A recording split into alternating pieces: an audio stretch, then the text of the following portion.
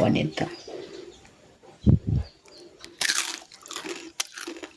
Ayan, meron ako ditong 1/4 kilo na bugitis. Ito ay parang halaan. Sa Bicol, ito ay tinatawag na bugitis. Titimplahan ko ito ng asin, paminta, garlic powder. Maglalagay din ako ng turmeric powder. Ilagay ko na tong sibuyas. At itong spring onion. Maglalagay ako dito ng rice flour para malutong. At ng baking powder.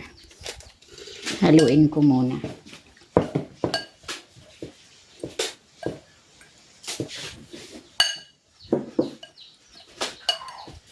Maglalagay ako dito ng tubig.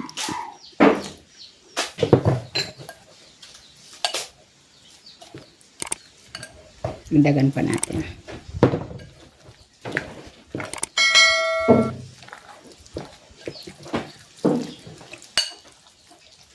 Ayan, okay na yung ganyang consistency.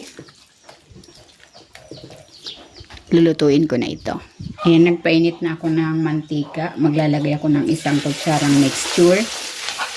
Ipa-flatten ko ito. Mas masaganda pag manipis na manipis para malutong. Nung mga bata pa kami, ito yung street foods. Ito yung tinitindang merienda.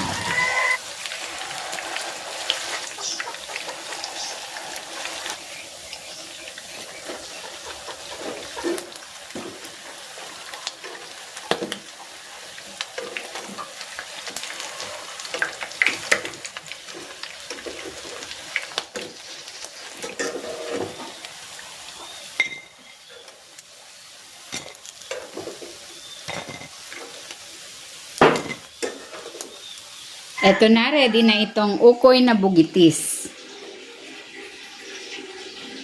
Tikman na natin. Meron ako ditong spiced vinegar. Ito ang pinakabagay na sausawan nito.